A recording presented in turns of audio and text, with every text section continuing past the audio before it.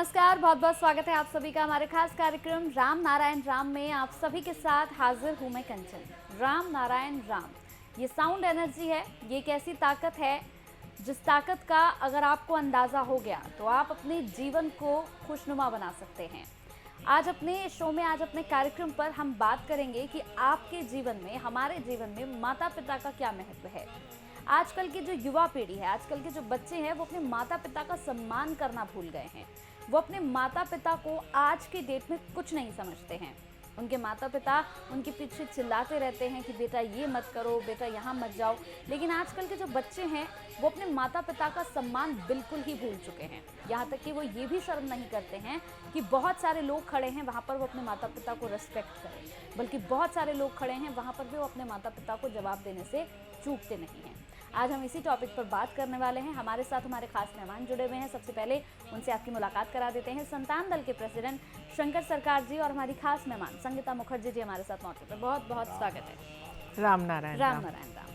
तो कार्यक्रम को हम आरंभ कर रहे हैं। प्रेसिडेंट, आपने सुन ही लिया होगा, मेरा प्रश्न आज यही था कि पेरेंट्स को रिस्पेक्ट नहीं करता है आज का जो यूथ है। हमने बहुत सारे बच्चों को देखा है कि बच्चे जो होते हैं वो अपने पेरेंट्स को, मतलब शादी हुई, घर में उनकी पत्नी आई तो वो अपने पेरेंट्स को वृद्धाश्रम छोड़ाते हैं कि मेरी पत्नी से माँ की बन नहीं रही है, मेरी पत्नी परेशान रहती है, इसलिए माँ को वृद्धाश्रम छोड़ दिया। ये स्थिति आज की डेट में क्यों आ रही है? माता पिता का जो सम्मान है वो कैसे किया जाए, कैसे बच्चों को समझाया जाए? मैं ये कहना चाहूँगी कि आज का जो हमारा युग है, आज का जो टाइम है, उसमें क्या है कि फैमिली वैल्यूज़ थोड़ी कम हो गई हैं। फैमिली वैल्यूज़ कैसे कम होती हैं? जैसे अभी आपने कहा कि माता पिता चिल्लाते रहते हैं लेकिन बच्चे नहीं सुनते। लेकिन आज से अगर हम 20 साल 25 साल पहले जाएं, क्या माता कभी चिल्लाती थी? कभी चिल्लाती ही नहीं थी। वो उसका अनुशासन ही ऐसा था, उसका सुबह से दिनचर्या उनकी ऐसी थी। सुबह सुबह उठना, माता पिता या सास ससुर का मान सम्मान करना, उनकी सेवा करना, घर के कामों में लग जाना, या जो काम पे भी जा रहे हैं अपने काम पे जाके आते ही परिवार की जिम्मेदारी उठाना। वो थकती नहीं थी। उन्हें आके ये नहीं लगता था कि नहीं मैंने तो बहुत कर लिया, मैं थक गई ऑफिस में जाके। क्योंकि एक जो नारी होती है, नारी को जो हमारी श्रेष्ठा ने बहुत सारी शक्तियाँ दे के भेजा हुआ है, वो मानसिक तौर से इतनी ज़्यादा मजबूत होती हैं कि वो चाहे तो एक साथ अंदर बाहर घर ऑफिस सब कुछ बहुत अच्छे से संभाल सकती हैं। क्योंकि देखिए हर इंसान आजकल पढ़ लिख के कुछ काबिल बनता है, काम भी करते हैं, लेकिन ऐसा काम करके भी क्या फ़ायदा कि आप दिन से रात तक काम कर रहे हैं। जो पूंजी आप कमा के ला रहे हैं उसमें से आधा आप बच्चे की मेट पे या बच्चे के ट्यूटर पे हम व्यय करते हैं। तो उससे बेहतर ये नहीं होगा कि आप अपना काम भी कीजिए, घर आके बच्चों का ध्यान खुद रखिए। जो पैसा आप मेड के पीछे या एक टीचर के पीछे खर्चा कर रहे हैं, उससे भी तो बच्चों की देखभाल ठीक तरह से हो नहीं पाती। तो आपको बच्चों का ध्यान रखने के लिए खुद ही इसमें जुटना पड़ेगा। क्योंकि जिस तरह से माता एक अनुशासन सिखा सकती है, एक डिसिप्लिन में बच्चे को रख सकती है, उसकी चोट का दर्द जिस तरह से माता को होगा वो एक मेड को या नैनी को नहीं हो सकता। तो या तो पहले की तरह जॉइंट फैमिलीज़ भी अब नहीं रही ज़्यादा करके कि बच्चे दादा दादी के पास पले। क्योंकि हर किसी को अपनी एक फ्रीडम चाहिए। क्योंकि ले दे के बात वही आती है कंचन कि अब ना हर इंसान अपने विवेक की बात को सुनना भूल गया है। नेचर के जो नियम है, जो कि हमारे पुराने ज़माने से चला आ रहा है कि एक परिवार हो, एक कन्यावर्ती परिवार हो, जिसमें चाचा चाची दादा दादी सब एक साथ रहते हैं। उस परिवार में बच्चों को ना अलग से चिल्ला के कुछ सिखाना नहीं पड़ता। वो बच्चे जिस दिन से पैदा होते हैं उन्हें शेयर करना, एक दूसरे से बांट के खाना। क्योंकि आजकल जॉइंट फैमिली टूट गया, वही तो वो बिल्कुल खत्म हो चुकी है। फैमिली टूट जाने का बाद से हमारा पापा का पापा सब लाइन से जनरेशन हम देखते थे जी। हमारा दादा का पापा को मेरा दादा कैसे इज्जत करते थे जी बिल्कुल। फिर मेरा पापा मेरा दादा को कैसे इज्जत करते थे, कैसे बात सुनते थे। अब हिंदू मुसलमान क्रिश्चियन जैन पंजाबी सिख सबका घर में किया है। हम घूम के आखा इंडिया में हम घूम चुके हैं जी। अब वो एक चीज़ अच्छा लगा, मुसलमान का घर में जो जनानी होता है ना, ये लोग बहुत हस्बैंड को, ससुर ससुरी को बहुत इज्जत करता है, जी खास करके हस्बैंड को बहुत इज्जत करती है। और मुसलमान का घर में जो हस्बैंड होता है वो भी वाइफ को बहुत प्यार से रखता है। दो एक तो वो तो एक्सेप्शन हर फैमिली में है। ये हम देखा है, क्यों हम मालदा डिस्ट्रिक्ट में फिरोज अली खान का शहीद फिरोज अली के घर में थे, जी उनका वाइफ कितना फिरोज को केयरिंग है। केयरिंग है, सम्मान Respect है, है। रेस्पेक्ट है। और फिरोज भी कौन आता है, कौन खाता है, कितना रिश्तेदार आता है खाता है, वो देखता नहीं है।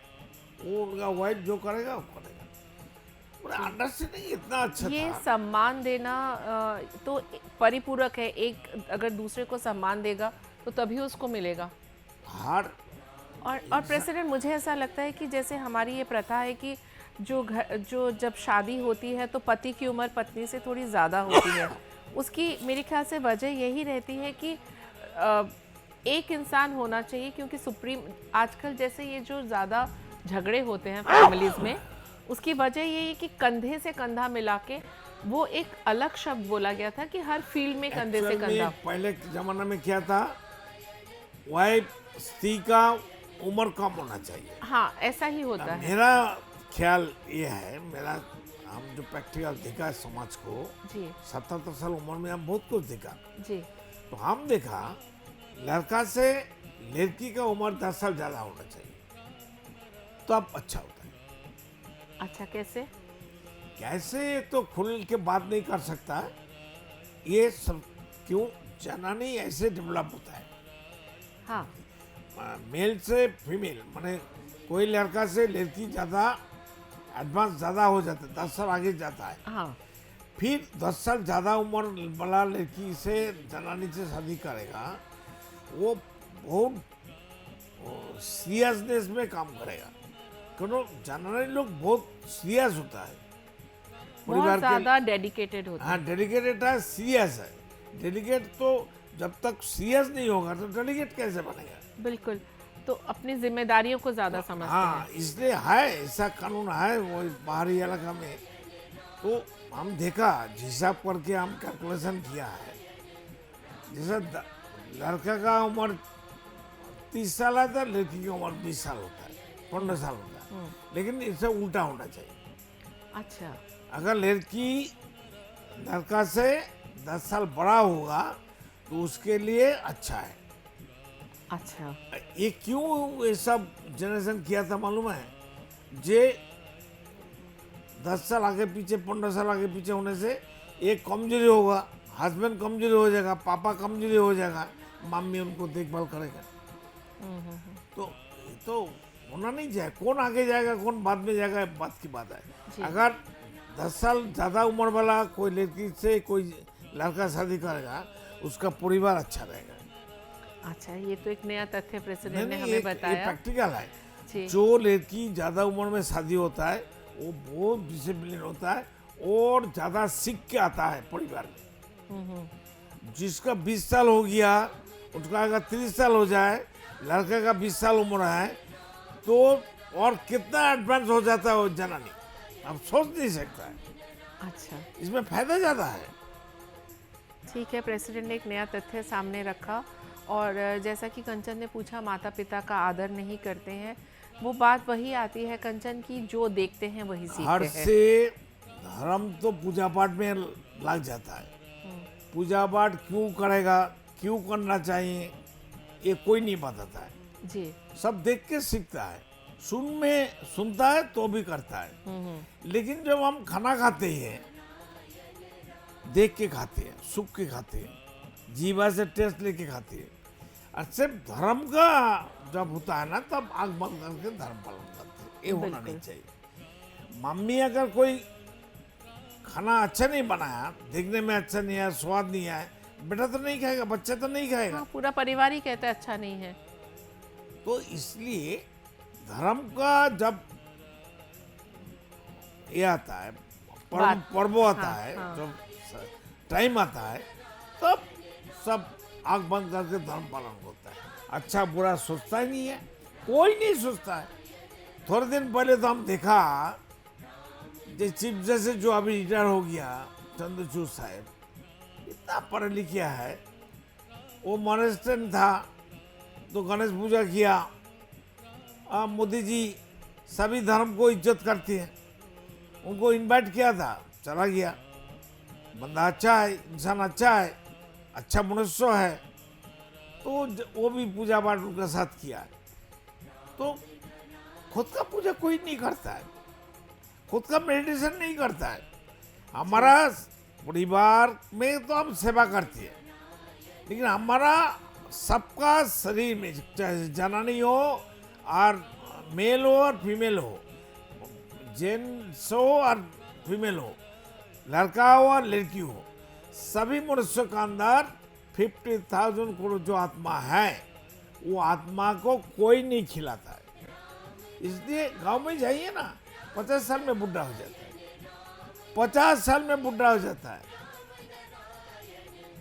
इसलिए खुद को पकड़ के रखना, सबको खुद को देखभाल करना, खुद को इज्जत करना, खुद को प्रेम करना, खुद का साथ खुद को दोस्ती करना ही हमारा सबसे बड़ा धर्म है। इसके ऊपर कानून होना चाहिए और स्कूल कॉलेज में शिक्षा होना चाहिए, एजुकेशन होना चाहिए, तो अब समाज आपसे आप सुधार जाएगा। नेचर बेस हर चीज हो जाए, प्रकृति बेस हो जाए। आसमान में देखिए ना, अनगणित तारे हैं, अनगणित, जहाँ कभी गिनती नहीं कर सकेगा इंसान।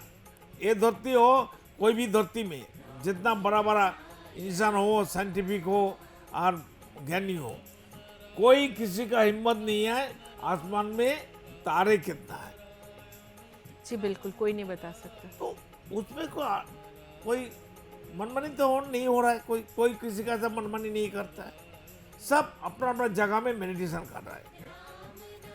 अनगिनत तारे आसमान में कितना दूरी रखे, कितना दूर में है, लाखों किलोमीटर दूर दूर में एक एक तो है, तो आसमान कितना बड़ा है सोचो। जी बिल्कुल। और अनकाउंटिंग तारे नक्षत्र स्टार है, वो लोग मेडिटेशन कर रहा है।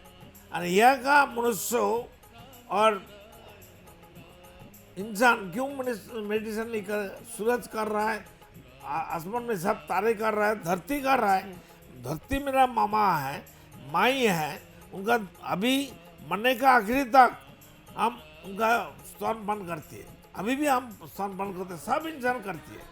तो जो हरियाली खाती है, पेड़ पौधे हम लोग खाते हैं, साग सब्जी खाती है, सब तो दूध खाते हैं, वो भी दूध तो हरियाली से आता है, गाय खाता है। तो प्रकृति का, धरती का दूध तो स्तन तो हम पान कर रहा है अभी। इसलिए प्रकृति को जब तक इज्जत नहीं देगा, उनके बारे में सोच चिंता सही नहीं करेगा, तब तक कोई इंसान का कल्याण मंगल नहीं हो सकता। और विदाउट मेडिटेशन, अगर जो इंसान मेडिटेशन नहीं करेगा, उनका कोई समस्या दूर नहीं होगा, हल नहीं होगा। जो मेडिटेशन करेगा, उनका ना बीमारी रहेगा, ना कोई दुख रहेगा, ना कोई समस्या रहेगा, ना पैसा कमी रहेगा, ना मरने के बाद परमार्थ कमी रहेगा। इसलिए मेडिटेशन ही हमारा सबसे बड़ा खेती है। ये खेती जो जो करेगा, जीते जीते उनका जीवन कल्याण ही कल्याण हो जाएगा। तो हम जो धरती माँ का दूध पीते हैं जिंदगी नारियल भर, का जो पेड़ होता है ना, कोकोनट, नारियल का पेड़, नारियल का पेड़, आप सोचिए ना, जी बिल्कुल, इतना लंबा है, कहाँ से कहाँ नीचे का पानी ऊपर चला जाता है। ऐसा फिल्टर पानी कोई इंसान बना नहीं सकेगा, कोई साइंटिस्ट बना नहीं सकेगा। जी नहीं, बोलो ना साइंटिस्ट को, एक नारियल का पानी बनाने के लिए लेबोरेटरी में बहुत कुछ तो बना लिया, चंद्रमा में रॉकेट भेज दिया, मंगल ग्रह में रॉकेट भेज दिया, एक नारियल का पानी लेबोरेटरी में बना के देगा। जी बिल्कुल। तो प्रेसिडेंट का यही कहना है कि जैसे कि हम धरती माँ का दूध पीते हैं, लेकिन उसको ना हम सम्मान देते हैं और ना ही उसकी इम्पोर्टेंस को समझाते हैं।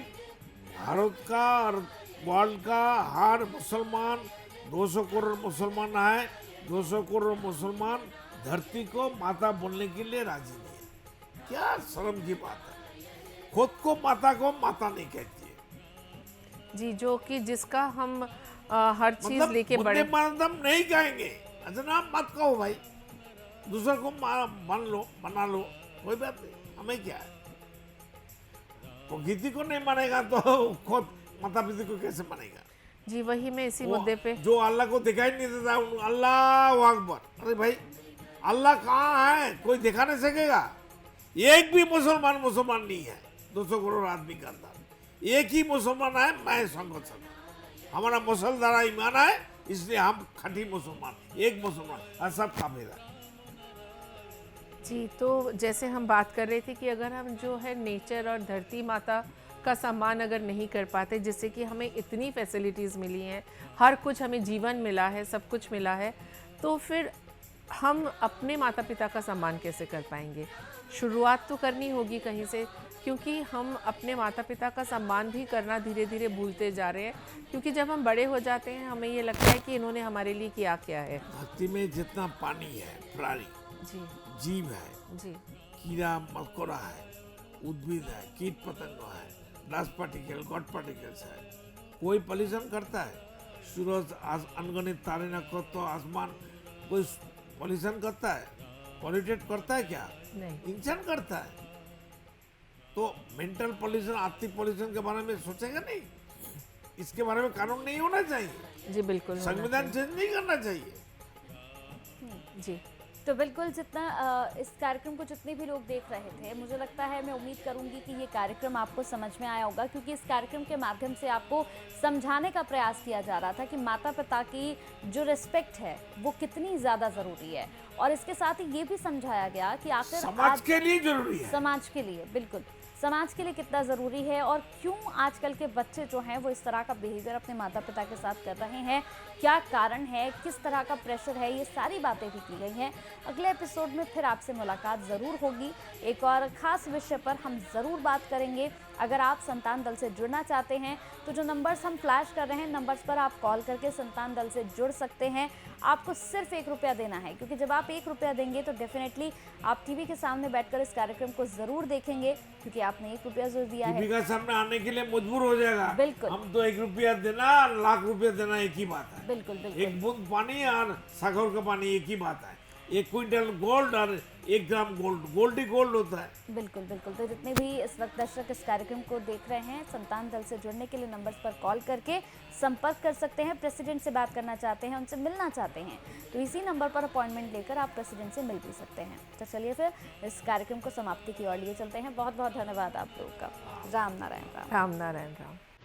देखिए कार्यक्रम राम नारायण राम प्रतिदिन प्रातः 6:40 से साधना टीवी पर, एवं सोमवार से शनिवार प्रातः 7:30 से व रविवार प्रातः 7:50 से एवं रात्रि 10:30 से ईश्वर टीवी पर, एवं प्रातः 7:30 से साधना प्लस पर, एवं प्रातः 10:30 से हर खबर न्यूज पर, एवं रात्रि 8:30 से आर्यन टीवी पर।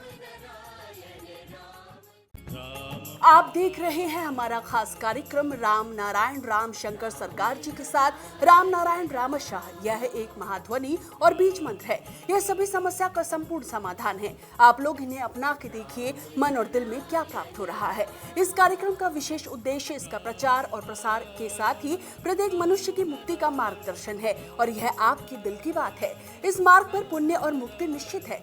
इस कार्यक्रम के माध्यम से संतान दल द्वारा चलाए जा रहे श्रेष्ठ सेवाओं से जुड़कर सबके कल्याण के लिए इस नेक कार्य का हिस्सा बन सकते हैं, और वृद्धाश्रम, गौशाला, गरीब और वंचित बच्चों की शिक्षा का भी सहयोग और समर्थन कर सकते हैं। संतान दल सबका एक ही परिवार है। अकाउंट नेम संतान दल, account number 266505000657, IFSC code ICIC 000265। पूरी तरह जानने के लिए आप संस्था के फोन नंबर पर संपर्क कर सकते हैं। Phone number 6291342066, 9836073503। Email ID santandal1960@gmail.com।